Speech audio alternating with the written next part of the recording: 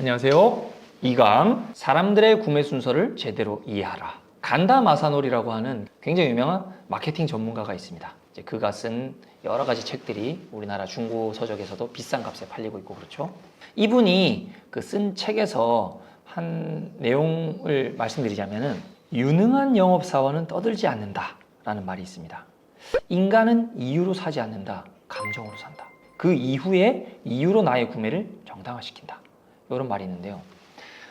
이거 세일즈 하시는 분들은 많이 공감하실 겁니다. 내가 처음에 만나가지고 뭔가를 이렇게 팔려고 할 때 생각보다 첫 벽을 허물기가 쉽지가 않죠. 그런데 이런 거 경험해 보셨어요? 뭔가 처음에 막 가볍게 인사를 하다가 뭐 어떠셨어요 저떠셨어요 하다 보면 이제 사람들이 뭔가 이런 말들을 많이 하잖아요.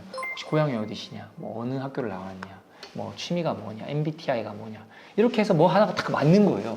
제 MBTI가 요건데요 이렇게 말하면 저도 그건데 하면서 동질감을 막 형성해 가면서 그 얘기를 해가지고 분위기를 조금 좋게 만든 다음에 팔려고 하는 물건에 대해서 얘기하는 거, 그런 세일즈맨들 많이 만나보셨을 겁니다. 왜 그렇게 하냐면요, 지난 강의 때 들으셨지만 1강에서 뭐 했습니까? 사람들은 자기를 제일 사랑한다 그랬잖아요. 자기를 사랑하기 때문에 자기랑 비슷한 사람에 대해서 호감을 가집니다. 아까 전에 그 유능한 세일즈맨들은 처음에 뭔가 비슷한 동질감을 느낄 만한 요소를 찾아낸다 그랬잖아요. 그래야 호감이 생기기 때문에 그렇게 하는 거거든요. 근데 호감이 왜 중요할까요?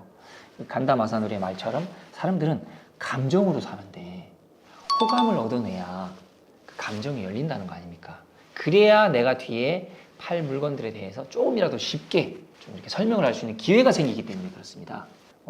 두 번째, 이 사람이 쓴 내용을 보면 이런 말이 있어요. 일반 손님들은요, 그 사장님들이나 세일즈맨들이 뭔가를 막 이렇게 팔려고 하는 그 느낌을 받으면 이분의 표현대로라면 해충으로까지 본다고 합니다.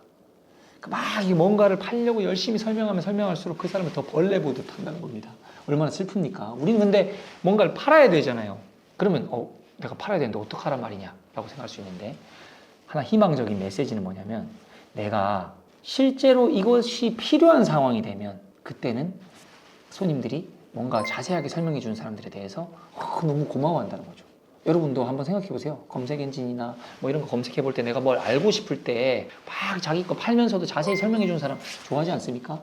중고나라만 거래를 해봐도 중고나라에 뭐 마우스 하나 팝니다 라고 하는 사람보다는 제가 이러이러해서 이 마우스를 찾다가 사게 된 마우스인데요, 손목이 약한데 손목 뭐 터널 증후군 때문에 좀 편안하게 부담 없는 마우스를 찾다가 찾은 건데요, 뭐 이런 설명을 보면은 되게 그 사람이 잘 설명해 주니까 이 판매자하고 거래를 하고 싶은 생각이 들거든요. 그런 것처럼 사람들이 뭔가 살 마음이 생기고 나서는 그것에 대해서 자세히 설명하는 사람에 대해서 호감을 느낀다고 해요. 그러니까 가게를 운영할 때 내가 이거 그럼 난 세일즈맨이 아닌데 라고 생각할 수 있는데, 가게를 운영할 때도 마찬가지입니다. 손님한테 제일 먼저 해야 되는 건 물건에 대한 설명이 아니라 뭐예요? 좋은 마음을 얻으려고 노력해야 한다는 거예요. 좋은 인상. 처음에 들어왔을 때 기분 좋게, 어떤 사람은 보면은 들어왔을 때 그냥 되게 무표정하게 기계적으로 막 이렇게 종업원들이 손님 응대하는 경우 되게 많거든요. 심지어 막 수저를 던지다시피 하고 가는 경우도 있지 않습니까? 그것은 굉장히 큰 실패라는 겁니다. 왜? 감정이라는 요소를 배제하고 있는 거거든요. 너 떡볶이 먹으러 왔으니까 떡볶이만 주면 되지, 이런 생각은 굉장히 하수의 발상입니다. 저 사람이 떡볶이를 먹으러 왔는데 어떻게 하면 내가 조금이라도 더 저 사람의 호감을 살 수 있을까를 생각을 해야 됩니다. 특히나 이제 자영업을 하시는 분들은 왔다가 그냥 가는 게 아니라 재구매가 자꾸 일어나줘야 되잖아요. 재방문율이 높아져야 가게가 탄탄하게 성장하는 건데 언제까지 계속 신규 손님만 받겠습니까? 그래서 이것을 잘 알고 있어야 됩니다. 이거 이렇게 말하면 많은 분들이 난 이 정도는 알고 있는데 라고 생각하는데, 한번 이 질문에 답을 해보시죠. 왜 엄마의 잔소리는 늘 통하지 않는 걸까요? 이것에 대해서 여러분들 답을 못하면 이 기본기를 아직도 잘 모르는 거라고 할 수 있습니다. 똑같은 말을 다른 사람이 하면 듣는데 왜 엄마가 말을 하면 안 듣는 걸까요? 제가 학교 교사로 일을 할 때 많은 부모님들이 그렇게 말씀하셨어요. 선생님 말하면 듣는데요, 제가 말하면 안 듣습니다. 선생님이 이렇게 좀 말씀해 주시면 안 될까요? 이렇게 말을 많이 했어요. 근데 실제로 제가 말을 해보면 훨씬 말을 잘 들을 때가 많았습니다. 왜 이런 일이 일어나는 걸까요? 제가 강의 때 물어보면요, 굉장히 많은 분들이 이렇게 말을 하세요. 엄마니까 안 듣는 거 아닐까요? 맨날 똑같은 말 여러 번 해서 안 듣는 거 아닐까요? 이렇게 말씀하시는데요. 제일 중요한 이유는 이 자녀가 들을 준비가 안 되어 있기 때문에 그렇습니다. 우리는 이 질문을 하면 뭐라고 생각하냐면요, 이렇게 생각하죠. 말하는 사람의 입장에서 생각하죠. 말하는 사람이 내가 뭐 말을 잘 못해서 아니면 맨날 똑같은 말을 여러 번 반복해서 내가 엄마기 때문에 이렇게 말하지만 사실은 그게 문제가 아니라 듣는 아이의 들을 준비가 가장 중요하다는 거예요. 선생님이 말하면 왜 듣죠? 선생님이 말하면 들을 준비가 돼 있으니까 듣는 겁니다. 말하는 사람의 메시지 내용 자체보다 듣는 사람의 들을 준비, 듣는 태도가 훨씬 중요하다는 거예요. 그러니까 고수는 호감 형성을 통해서 일단은 상대방으로 하여금 들을 준비를 하게 만든다. 이게 제일 중요합니다. 이제부터 여러분들이 물건을 팔 때 아니면 뭐 내가 음식을 팔든 뭐 여러 가지 파는 게 있지 않습니까? 어떤 서비스를 팔든 그런 거 팔 때 내가 팔려고 하는 자꾸 이 내용에 자꾸 국한되지 마세요. 내 물건을 만나는 손님의 상태가 더 중요할 수 있습니다.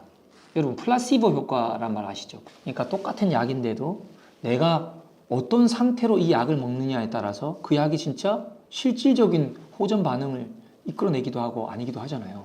우리가 어떤 상품을 제공하든 어떤 서비스를 제공하든 간에 그것도 물론 훌륭해야 되지만 상대방의 기분 상태와 감정 상태 그리고 들을 준비 뭐 이런 우리가 생각하지 못했던 요소가 그 만족감에 훨씬 큰 영향을 끼칠 수도 있다는 생각을 하라는 겁니다.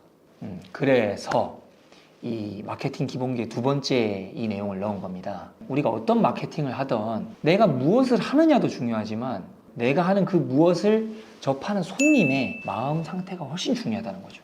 그분이 기꺼이 들을 준비가 되어 있고 기꺼이 내 서비스를 체험할 준비가 되어 있는 상태로 내가 잘 만들었느냐 이것이 정말 중요하다는 겁니다.